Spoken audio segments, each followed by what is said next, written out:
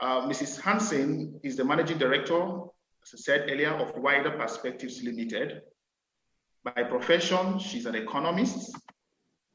She's a member of the Institute of Chartered Accountants of Nigeria, ICANN, Chartered Economics of Nigeria, and a fellow in the Institute of Management Consultants.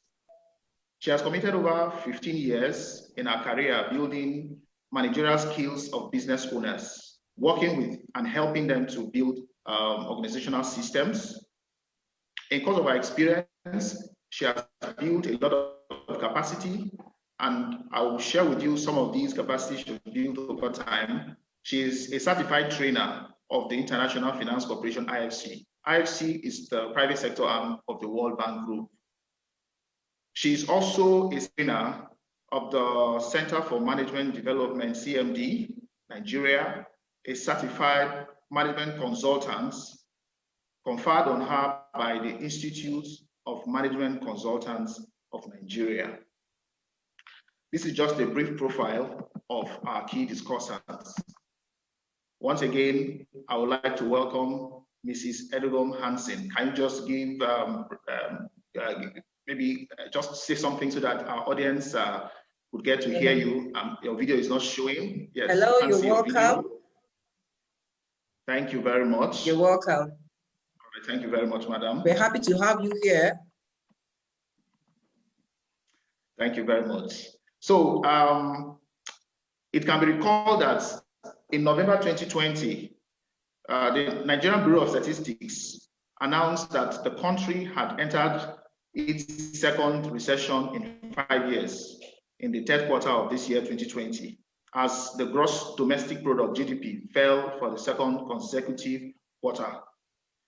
The Minister for Finance, Budget and National Planning, Mrs. Zainab Ahmed, on Monday, November 23rd, 2020, said the country will exit recession by the first quarter of 2021, as the Nigerian government is working to reverse the declining economic trend in the country.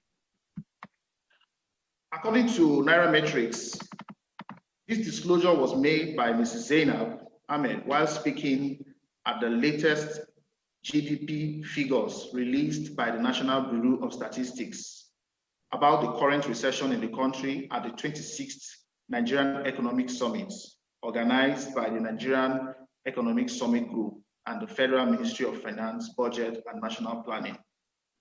How would this recession impact on your business? How would this recession impact on the individual, the homes, the unemployed, even those who are employed? How long will this recession last? What can we do as business people, as individuals, to withstand the impact of this recession and survive through it? These and many more questions we'll be addressing in this webinar, and our key discussants, Mrs. Edugom Hansen, will take us through this. Once again, I would like to welcome our participants joining us from Facebook. Please, if you are joining us from Facebook, we're discussing on the topic Beyond the Recession. And you have questions or you have comments you want to share with us, we would like you to use the comment box and send those questions. We'll pick them and respond to them in due course. Once again, I would like to welcome Mrs. Hansen. You're welcome to this webinar. Thank you, Benwari. So we're going to go straight now into the discussion. And before we go deep into the discussion, I feel that it is proper for us to understand the concept economic recession. We hear this concept all the time. So I would like Mrs. Hansen to break down this concept so that the layman on the streets, when he hears about economic recession, he will understand what this means. So Mrs. Hansen, can you explain to us what this concept is, economic recession? Okay, thank you, Benwari. Indeed, the topic is apt, being that it's already been officially announced that Nigeria is in a recession. So what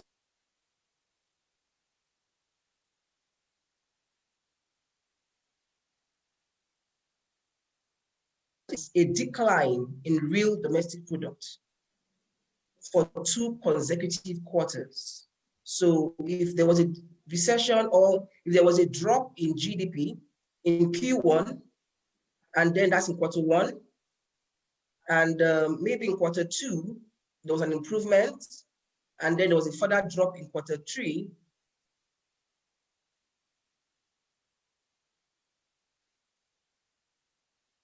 two consecutive quarters, then there is an economic recession.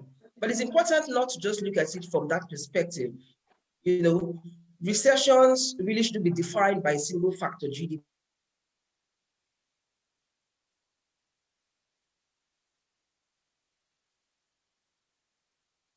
Activity lasting through a minimum of 6 months, with indicators including decline in real GDP, in real income, rise in unemployment, reduced industrial production, and there is a recession. So for Nigeria, Q2, Q3, there was a decline in GDP, and it's all, you know, these factors, these indicators also show rise in employment, reduced industrial production, you know, consumer spending also dropped. So these are indicators that shows an economy is in a recession. And if this happened over at least 6 months period, then you would say that the economy is in a recession. So, you know, that's it, simply put.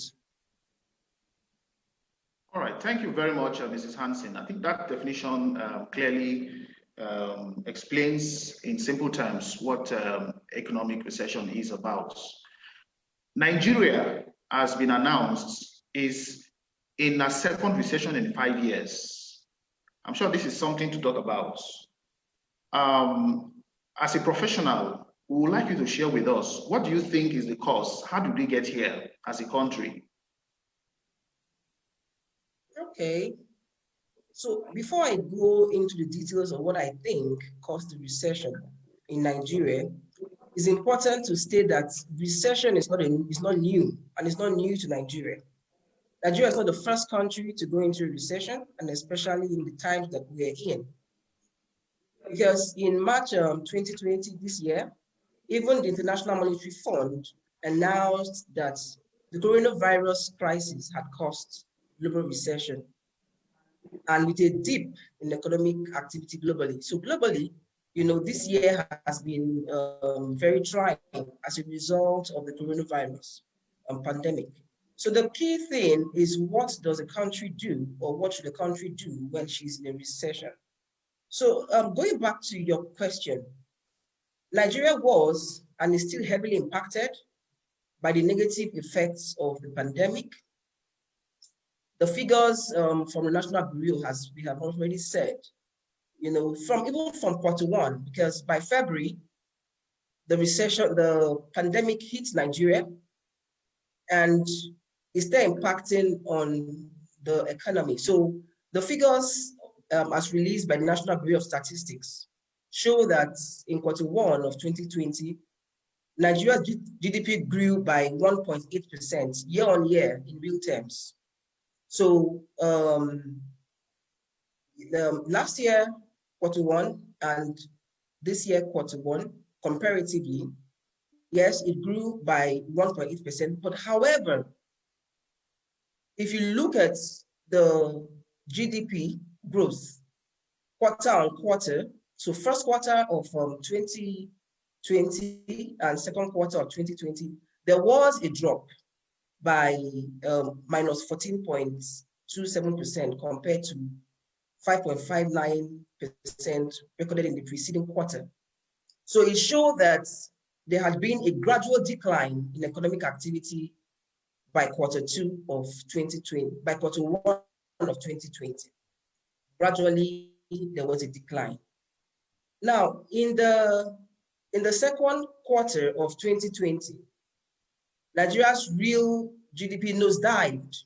Remember that by Q1, it had gradually started dropping, but by Q2, it nosedived to minus 14.81% points, you know, lower than that recorded in Q1. And then By quarter two, it dropped by minus 3.26%. Although better than second quarter, but it significantly showed that Nigeria officially went into a recession. And that was the period, that was the heat of the coronavirus pandemic, the lockdown and all. So yes, the primary cause of the recession can be attributed to the coronavirus crisis. There was restriction of movement, economic activity dwindled, businesses were closed, international travel and trading activities collapsed. So significantly, very much so, the coronavirus played a primary role, in Nigeria's recession. But Nigeria's recession can also be tied to her mono economy status and weak real sector. It's been so many years we've heard about, diversification of the Nigerian economy. How the agricultural sector was the mainstay of the economy in the early 70s, even before the 70s, and how things were blooming. We heard about the groundnut pyramids and all. Cocoa was thriving. In economics, if you're doing the comparative analysis, then you will talk about cocoa. Before cocoa in Ghana started taking its own place. So, but Nigeria is a mono economy. It still is, because the significant contribution of the non-oil sector is still minimal. So because of Nigeria's mono economy status and weak real sector, this impacted greatly. So we're a very fragile economy and as such, very volatile. So any little thing, just triggers the worst. Yes, there was a global pandemic. There was a global recession as a result of the pandemic. But if you check other climes that have a diversified economy, you will see that the areas, the times when there was the ease of lockdown, economic activities picked up, and quickly GDP increased, economic output increased, and quickly there was a stopgap just within that period, because it's a ready economy, because it's a production economy. So really, you will see that the impact, the recession they're experiencing is really as a result of the pandemic and as a result of the lockdown and restriction of movement, no external trade and all, So the rebound will show you that this quick recession was as a result of the pandemic. But Nigeria's case was different. Nigeria's case is different because we are a mono economy. This also plays a significant role and has impacted on the recession. So yes, you could say yes. The pandemic played a significant role, but our mono economy status and our weak real sector also did that. Our appetite for foreign goods and services, is really high, and it's something that we need to combat right from the policy level. And very importantly, our real sector is underperforming. If our real sector was up and doing, who knows? Quarter two might not have been that bad. Quarter three might not have been that bad, because the lockdown stayed easing a bit in quarter two, and then the early part of quarter three.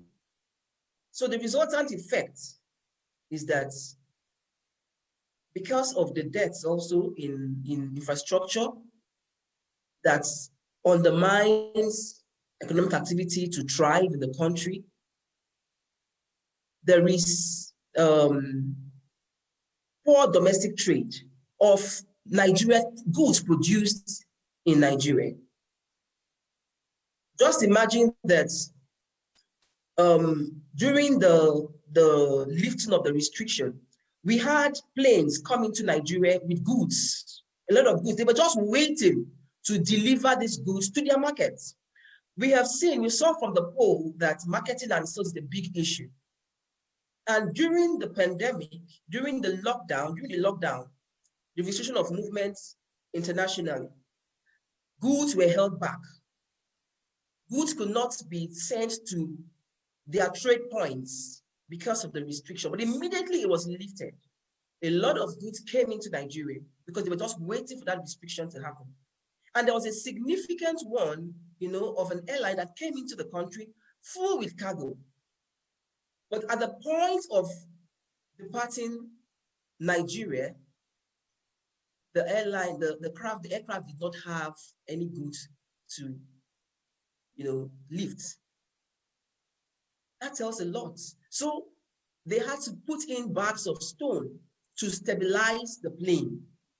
Now, if Nigeria was producing just at that point where the restriction was lifted, there would have been some trading, there would have been some exchange, some exports would have happened. But we're a mono economy, and when the real sector is not thriving. So this has played a very significant role in the recession. So yes, the pandemic played a role, but our mono economy status and our weak real sector even played a role too, contributed to it.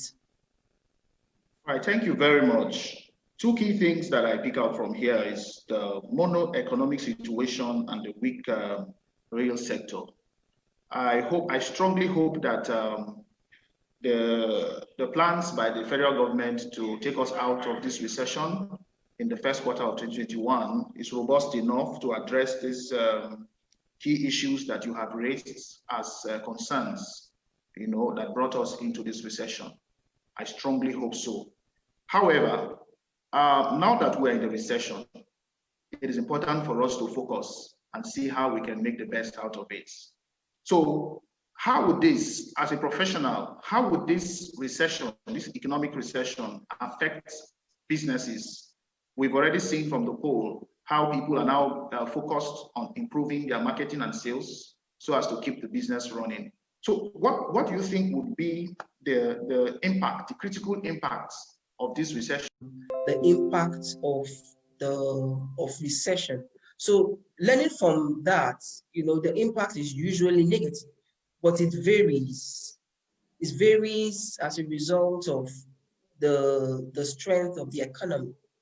So although economic recessions are usually seen as short-term, they are short-term, but it has very long-term effects. It has long-term consequences.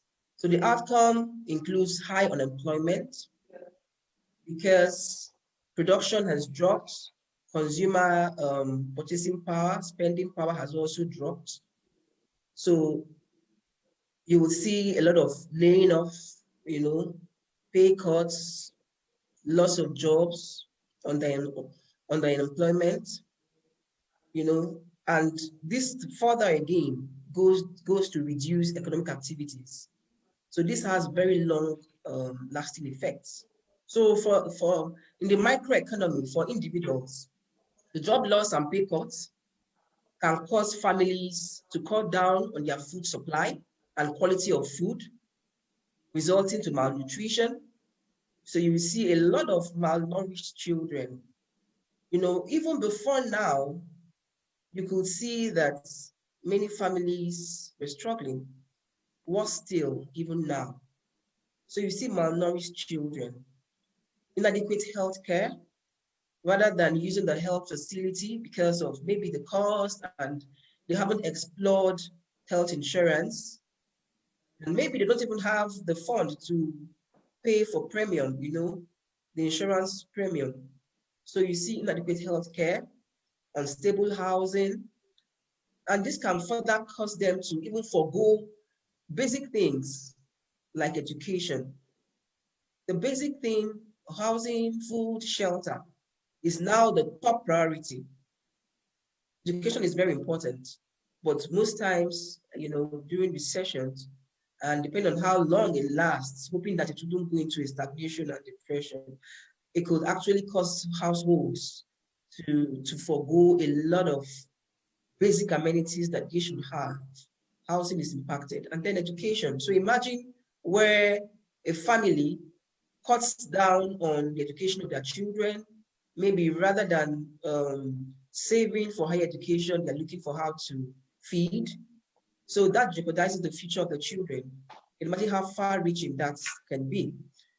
Then, so for businesses, And then there's also the social impact, the social aspect of it. During the lockdown, I was just in my home. I was, we were all locked in.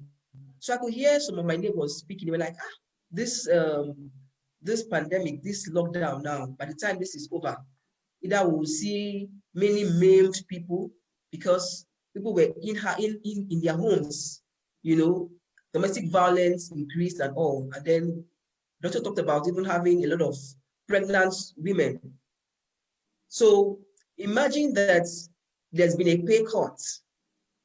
People go back to their homes angry, tempers are raised because of hardship, and it can cause, negative social impact. So there's also the social aspect of it. So for businesses, frozen credit markets, you have limited access to credit. Consumer spending that should actually trigger production reduces. And this can stop the establishment and growth of businesses, small businesses that would have come up. Even for the large businesses, they cut down on the support aspects of their business, research and development, human capital development. They cut down on these things. And you can imagine the far-reaching consequences that this can cause. So R&D that should help you prepare for the future, that should help you, be competitive locally and globally, is cut down. So that can also be very, very bad. And then even marketing, because you're looking at, I want to reach out to new markets, but you're looking at the costs of doing that. So marketing reduces, and that in itself is jeopardizing the growth and the going concern nature of the business. So all these can really impact negatively. Production output further reduces because there's reduction of private investment. So the economic output keeps reducing. So like even using the example of in the US in the 2008 recession, a lot of American businesses, about 43,500 businesses actually filed for bankruptcy, as against 28,300 that had filed in 2007. So you can just imagine how the numbers doubled. Now that is in an economy that is stable. What kind of impact will such as we're having now have on Nigerian businesses? If in a climate where it's stable, the economy is stable, they could have up to double the number of businesses that had filed for bankruptcy in the previous year. The numbers doubled. How much more for a country like Nigeria? So for the government, definitely internally generated revenue is also impacted, a drop in government spending, and then further decline in economic output. So there could also be increased balance of trade deficits because you're not producing, especially for our country, you're not producing, you're importing, you're not also exporting as you should. So these can be, there's a lot more that can happen, but this can impact on the government's IGR. And so it's important to reiterate that the recession, though it has short-term but it can have long-lasting consequences that can affect individuals, families, and businesses.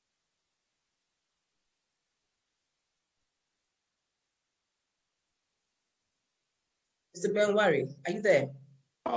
Well, thank you very much, Mr. Hansen. It's the impact of this recession is indeed far-reaching, and with the knowledge we have gained on these impacts, I think it will be nice for us to start thinking of how to quickly get ourselves out of this recession, looking at the impact it has on the business, the government, and even the individual homes. So as a professional, an economist, for us to recover faster from this crisis, what pro-development programs for reviving economic process would you recommend? Okay. We're very intelligent in Nigeria, very intelligent.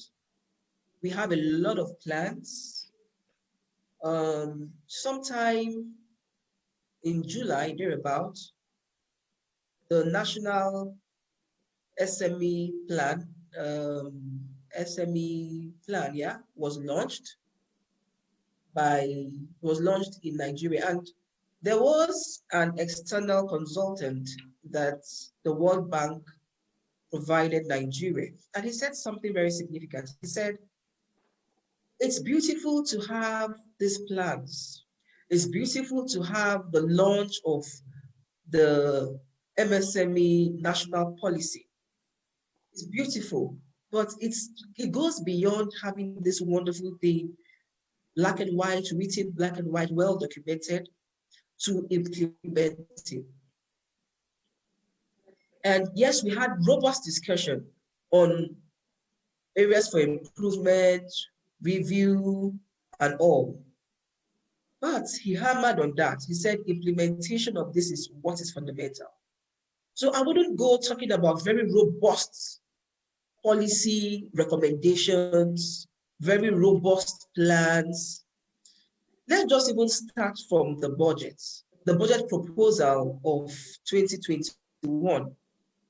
His Excellency, the President of the Federal Republic of Nigeria, Muhammadu Buhari, our President, presented the 2021 budget proposal to the National Assembly, combined seats of National Assembly, sometime in October.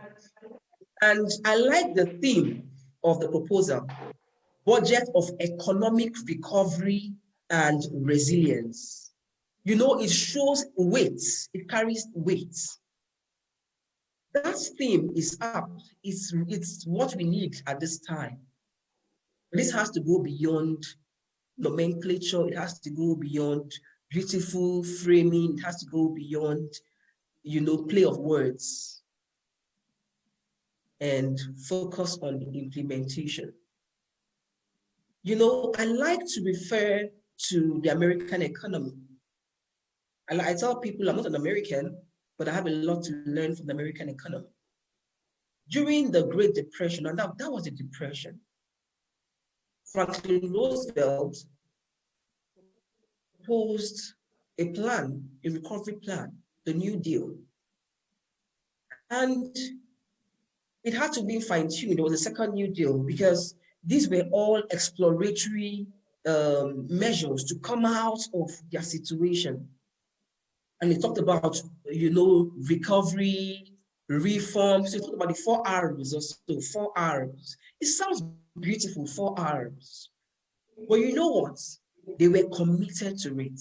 Not just the rhetorics of having something, nice, play of words. Not just the rhetorics of that, but the commitment to ensuring that you actually implement the recommendations that people sat down. There's a cost, there's an opportunity cost of sitting down, hiring intelligent minds to put together a plan.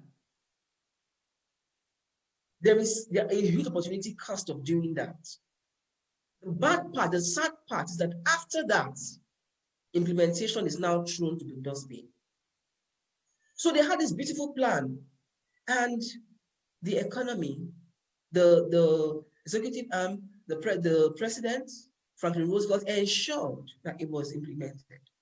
There was a lot of building, public service was increased, and a lot of building of bridges, so infrastructure, they were building infrastructure. All of this was was a stimulus to ensure that the economy came out of that depression. And that was even an extreme case.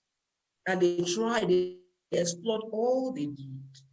And yeah, 10 years was a long time. America came out stronger. Now, coming back, bringing this back to our budget of 2021, the budget proposal of 2021, budget of economic recovery and resilience. The budget is expected to accelerate the pace of Nigeria's economic recovery. It's supposed to promote economic diversification, enhance competitiveness, and ensure social inclusion. Beautiful. And then in addition to that, the budget has been designed to further deliver on the goals of the Nigeria Economic Sustainability Plan, which was approved by the FEC. Now, an approved plan waiting for implementation. How bad will it be? And after all this, it is not implemented. So my basic recommendation really is that the executive, as simple as it sounds, should ensure the effective implementation of the 2021 budget. Now, from my assessment, it's a deficit budget. I am not for borrowing. I'm not for it. So that is the parts of the budget I don't support. I am not for borrowing because as a nation, we have the sufficient fund to revitalize our economy. Only if we can plug the leakages. There are a lot of leakages. It is not about going to borrow funds, but using it in the right way. Even if you borrow, using it, plowing it into the purpose for which it has been borrowed. So corruption has a big role it is playing. Just have to be plugged. So Nigeria don't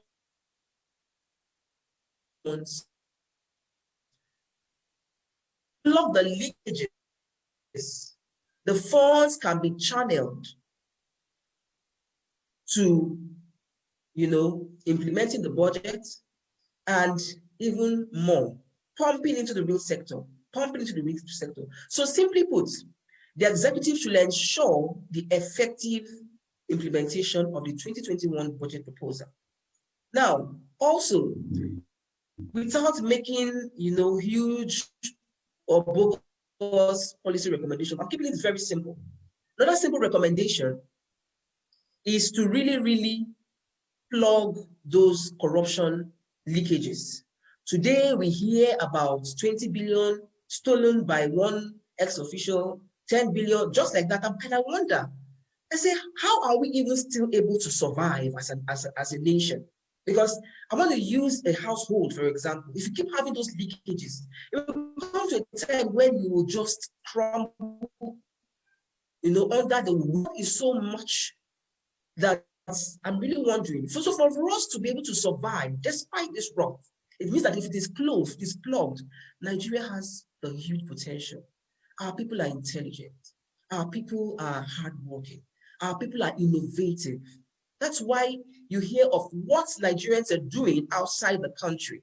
I can't start naming them. There are a number of them. So there has to be that sincerity of purpose and high levels of patriotism. Nobody will help us as a country. Nobody will make Nigeria work for us. We, as a people, have to make Nigeria work. Another recommendation is genuine infrastructural development. Genuine. You have a situation where you have budget projects spinning to 2, 3, 4, 5 budget cycles, and you're wondering. Now, if one infrastructural project, one project has been earmarked for a particular budget period, and the funds released, you hear funds released, and yet you still see abandoned projects. Who does that to a country she loves? Who? You still see abandoned projects, and then it slips into the next, and then you drive on the roads and you're wondering. There's a tax reform, and yet you still have to suffer the way you suffer on very bad roads. I was traveling through from Port Harcourt to Abia State one of these days, and I saw a big truck full with eggs I had toppled over. Who bears that cost? Who bears that cost?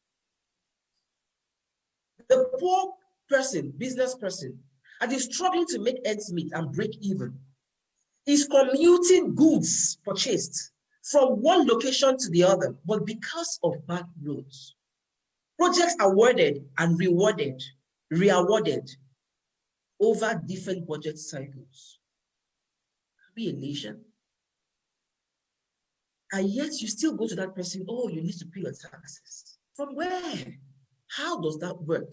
So there has to be genuine infrastructural development. When nations say, oh, we have this project, we're going to commence with the building of this bridge, and by 2021, first quarter will be completed, you will see the work completed commission, but in Nigeria, no. There are various reasons. If power works, just imagine the impact functional power and good roads will have on our economic output. Now, I'm speaking to the government. And I know that there are also private sector players here, and we'll talk about how private sector can actually, the business can actually thrive even amidst these challenges. But I speak to the government today and I say, enough is enough. The cost of governance is so high. You sit down and you hear figures, you hear retackages of past government officials in a country where people are starving, living under the poverty line, and yet you still have those type of pension benefits. I speak to the government today. Nobody. The government is not a stranger. The government is you and I. The government is you that decides to say, oh, in 2023, I want to run and serve. Government is service. So you are serving because you want to lift a country out of the situation she is in. When I travel out and I see how developed other nations are, and I say to myself, I know fully well that our leaders actually visit these countries. I know fully well they do. So when they visit, don't they enjoy the comfort, the ease of actually thinking through your idea, sitting down, and then all you need to do is to plug whatever thoughts you have, and there's power to implement it. Not you start thinking about how to generate power to implement the idea you have, how to commute your goods from one part of the country to the other. I speak to you, government, you have to work on that. The cost of governance is too high. And it's not called for. For the nations that we are learning from, even the government officials, those in the public service, when they finish serving, they integrate into the society because they have made a comfortable place for everyone to live in. So it is not a them and you thing. It is an us thing. So cost of governance is too high. I think I'm getting emotional about this now, so maybe I should just calm down a bit, but you know, it's really, really important. The more efficient civil service we have, the better also for us. Someone just said something yesterday, and he said, the public servants, you're there to serve. It is your responsibility, you are accountable to the people you are serving. You have been paid to do that work. Don't make it difficult for the man that comes to your table to say, I want to move my file from, I want to get this approved. Because in getting that approved, it will help his business to grow. Do your work, do that service.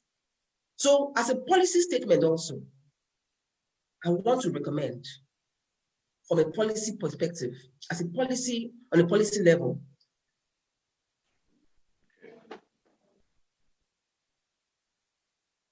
in Nigeria products. That is really the only way the economic output will increase and will come out of recession. One of the ways. So imagine a company like Innocent. We have in-country, manufacturing in-country. There should be a policy statement that all government vehicles, Innocent vehicles should be used as government vehicles. At least that is one I know. And then there'll be many more. So you encourage manufacturing, you encourage people to, because we see the main issues raised, what marketing and sales, because if you produce and you cannot sell, what happens to it? Or you're not able to sell at a competitive price where imported goods come in and your price is too high because of cost of production and you can't compete. So there has to be a policy statement that's, you know, made in Nigeria goods, patronage of made in Nigeria goods. Now let's use Ghana as an example, a case study. Our brothers here. How is Ghana handling high? Ghana's economy suffered its first contraction in 4 years in Q2 of this year amidst the coronavirus. Yes, so that's what really impacted on our economy. So you will understand that because of the coronavirus pandemic, GDP dropped. So 4 years stretch, Ghana experienced of a GDP in Q2. And by July, our economy began expanding again. And then private sector business conditions improved in August and September. And then even in Q4, beginning of Q4, the private sector PMI, Purchasing Managers Index, rose to a 2-year high in October, meaning that the manufacturing sector is thriving in Ghana. Commendable. So for Ghana, there has been an economic projection that Ghana's economy will accelerate. It will expand by 4.8% in 2021. So there's a lot that our big brother can learn from Ghana. So these are our brothers, just by the way. So, that's the kind of pro-development activity. Basically, implement the budget. We have plans. We are intelligent people. We've had a lot of plans. But just implement 2021 budget proposal. Make power work. Make infrastructure, roads functional. Just do it. And you will see, the kind of growth that Nigeria will experience. And to be good for each of us. To be good for you, to be good for I, to be good for our children yet unborn, to be good for the future generation. I grew up hearing potential. We want to move from potential to realization. That's really the way to go. Thank you, Ben. I really got quite emotional about this part because it's really enough. It's enough of bring about some changes in how government run resources. All right. At this point, we would like to request that if you have any question you would like us to address in this program, kindly use the Q&A section and drop your question. You have comments, drop them, we will pick them up and then we'll respond to them in due course. Madam, you've made some very sound recommendations to the government on how to improve the economy and get things working. We would like you to also speak to the business community. What recommendation do you have, especially in this recession? What recommendation do you have for businesses to build resilience and survive these uncertain times, the kind of environment that we're in? So we would like some recommendations for businesses even at this time. Yeah, so we're in this together, yeah. So don't throw away the learning from the pandemic. That's the first thing I would say. Don't throw away the learning from the pandemic. A lot happened, a lot of reforms happened, and then key questions to actually ask, how efficient is your operations, learning from all that happened during the pandemic. And even now, are you leveraging technology? These are questions, deep questions you will seek to ask. So don't throw away, that's the first thing I would say. Don't throw away the learning from the pandemic. Those reforms, those things you had to do because you were put on the spot.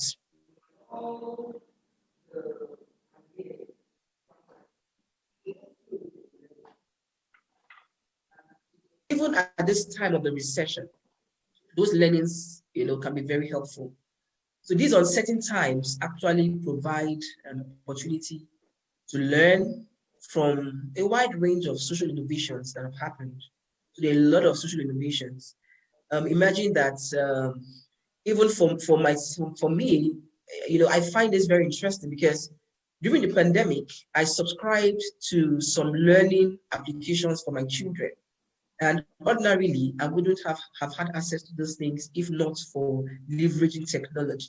So these guys, some of them, far ends of Nigerians, so don't throw away the learning and then also leverage technology. So the social innovation that have happened, The experiments that took place, look at it again.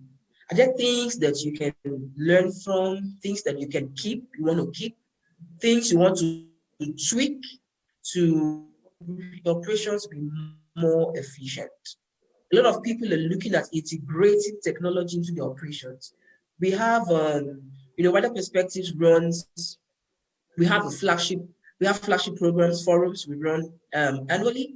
We have 4 forums. And during this period, we've had to run these forums virtually. And one key thing I picked from one of them was the SME forum we held in Akwa Ibom for Akwa Ibom State, held virtually. And one of the key discussants said, if it takes 5 minutes to do, automate it. They rang a bell. So leverage technology. Fintech, the finance space has, is leveraging technology very strongly. And there are a lot of fintech applications, finance. Even right now, we have a full-blown fintech bank, virtual bank in Nigeria, beyond the apps, a full-blown financial bank in Nigeria. So these learnings, come with a lot, and we can pick permanent solutions to our business challenges. And then another thing too, identify the challenges the recession has exposed your business to. So sit down. Is it your input, supply? Is it your access to markets that has really come up very strongly? Look at the various things. Costs of production is really high, very high. The depreciation of the Naira has also come. So are there areas you can look into your business? Are there areas you can actually substitute without reducing quality? So plan solutions with several options in mind. So you've looked at how the recession is impacting your business, the various aspects of the business. Now look at various solutions, various scenarios, and then use alternative solutions to maintain daily operations. So for example, you can even have a combination of working from home and from the office, so virtual and on-site, depending on how your operations are. You can even attract sophisticated or advanced technology. You can attract advanced technology as a result.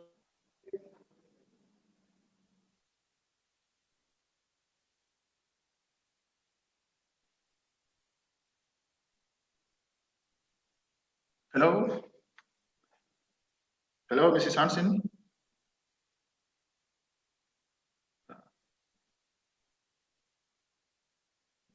So I was talking about technology, and technology kicked me out of the webinar. All right. So be innovative, diversify. What new products can you come up with? Even during this pandemic, a lot of businesses thrived. Like I have a classical example that a company into machine learning robotics. They converted some of their machines into producing things in high demand. So they moved from producing their usual output, and they looked at how they could tweak their production line to produce items in demand. So face shields, they were the first I saw face shields from. Now it's everywhere. So face shields, decorative items. So they really diversified, they really moved their production line. And then even globally, you see companies like even Amazon, they hired a lot of people during the pandemic because supply chain logistics was a big thing because of the restriction of movement. There are many examples. Even so, globally, there are many examples. Tesla, Netflix, just name them. There are quite a number of examples, but let's look in Nigeria. There are many businesses. There are also many fintech solutions that have come up as a result of the learning from the pandemic. There are many educational support tools. There are many collaborations that have taken place as a result of the learning from the situation that we're in. So be innovative. Are there ways you can diversify? Are there other things you can produce? Are there other things you can put your raw material to use, even your land to use? What new products can you really come up with? Be radical. There are new markets, leverage on opportunities, interventions like the AFTA, the agreements like the AFTA, African Free Trade Continental Agreement. It will come full blown, come alive full blown from next year. Leverage on it. Are there export opportunities you can actually harness? Just recently, we visited a factory in River State that had gone moribund. And I call it a factory because they produce a very special wrapper called the Akoraku fabric. While we were at that center, a lot of discussion came up, and it was said that if you are from Andoni, some parts of River State, as a woman, you do have those wrapper in your boxes, that it's as if you're not yet a woman. So right now, they even import those wrappers. And here we are. That factory was even commissioned by Princess Diana in 1990. So it's not just a makeshift thing, it's a factory, but it's not functional today. And I said to myself, even if it will take me commitment, I've committed to myself to support the revitalization of that factory, because you can imagine, we are currently importing those fabric when it can be produced in country. So there's a lot of opportunity for collaboration. Are there people you can actually collaborate and say, okay, this is moribund, what can we do? I have this resource, how can we put it into other use? Then research is also what new opportunities exist.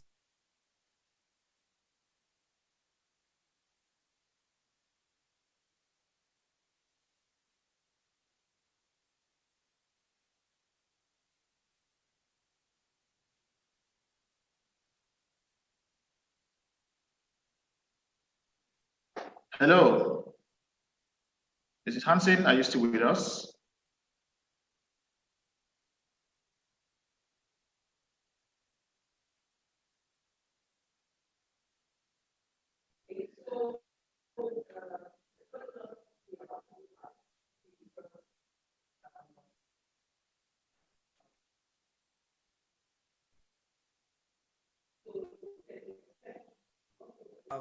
How government can improve, maybe, I don't know.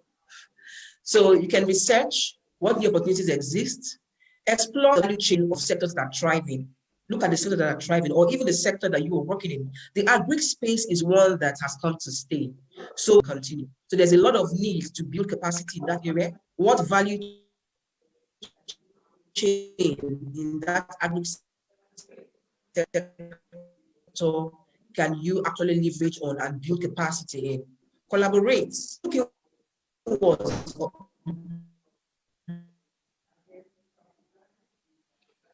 Madam, your network, I think your network is bad. If it's possible, could you close your video, if that will help? Hello, madam? Yeah, I can hear you. I hear you clearly. Your network is really bad. Maybe you could close your video so we could get some additional bandwidth to keep you on connected.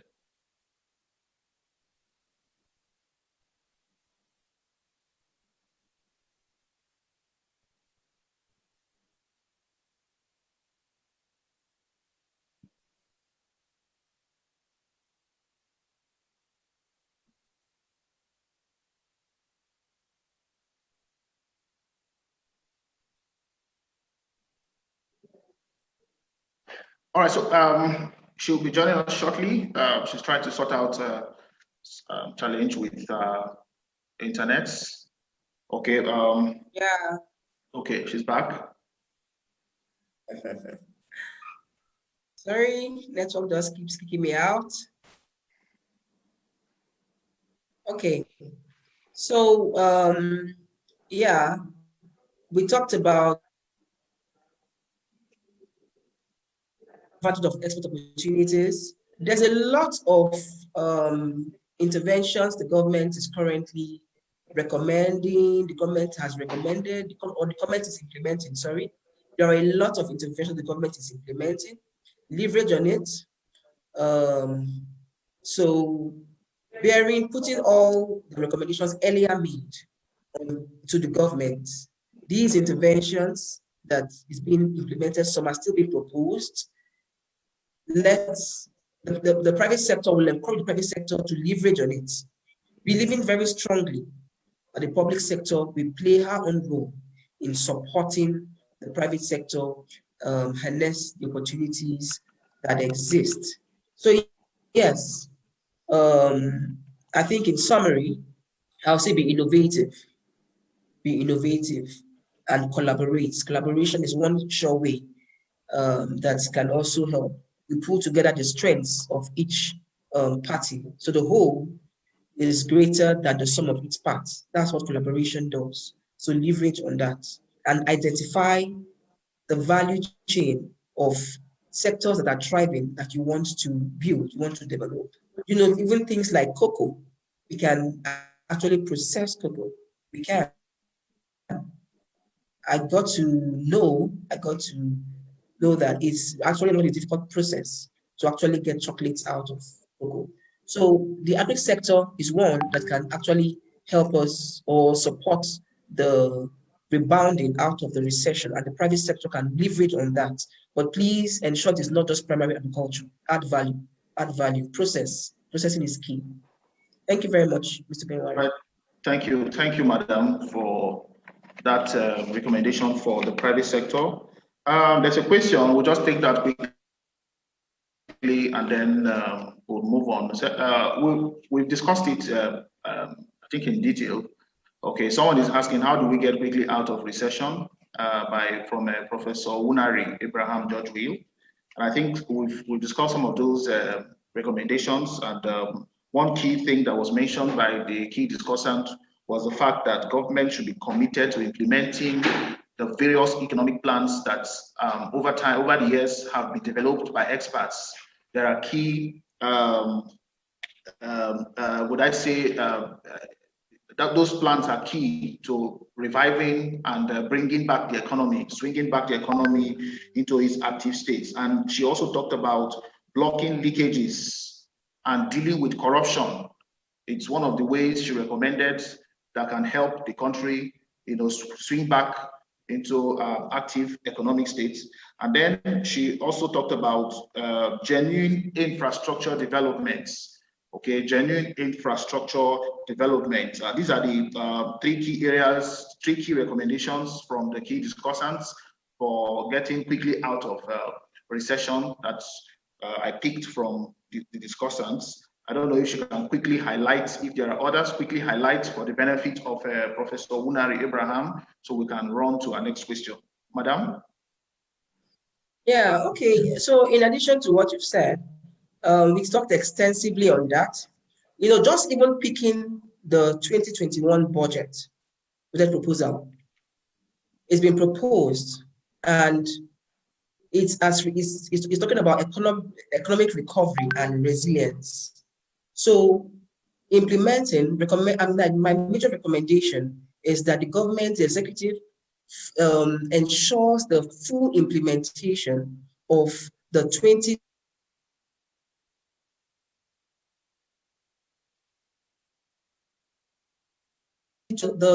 project proposal has been tied. It was tied to the Nigeria Economic Sustainability Plan, implementing that plan. So and that plan has been approved by the Federal Executive Council. So implementing that plan there will be a lot of difference by just mere implementing the 2021 budget. Just that, nothing else, just that. There'll be a lot of difference. And then genuine infrastructural development is one. Because we know that we've seen a lot of projects go into multiple project cycles. 1 year, 2 years, 3 years, and then you actually go on those paths and you see that nothing has been done. Some of the durable roads we have today are the ones that were developed, were built in the colonial era. So we can do better than that. We can help ourselves out of this. So the government should be sincere. And who is the government? It is you and I. Because tomorrow, I might vie for one position, and I'm made, maybe, I'm made a government official. What happens? So you could also do. So let's just have this patriotic nature to ensure that we implement the plans. So there's a lot, keeping it very simple. There's no need talking about robust plans anymore. Just the 2021 budget, implement it, and Nigeria will rebound. Our brother Ghana has shown us the way. If their private sector PMI is high, the highest, consecutive years, 2 years, the highest consecutive 2 years, it means that manufacturing sector is thriving. So the manufacturing sector has to thrive for us to come out of the recession. The real sector has to thrive. So there has to be economic output by the manufacturing sector actually thriving. Now, the agri sector is one that has huge potential also, but it has to go beyond primary agriculture. So the enable environment, and then the private sector driving the economy. There has to be that enabling environment, because I've seen a lot of self-driven people that have been frustrated as a result of the difficulty in implementing the ideas that they have. So I would want to go around all I had said earlier so that my emotions don't also rise. But really, this is recorded, and you can access it on our Facebook page and on YouTube. Thank you very much, Mary. Thank you very much. So if there are other Mrs. questions, Hansen, we can take them or go straight. Yeah. Yes. Thank you very much, Mrs. Hansen, and I'm sure it's been a wonderful time. We've just received one question from our audience. If there are more questions, I saw a hand up some time ago. I don't know if the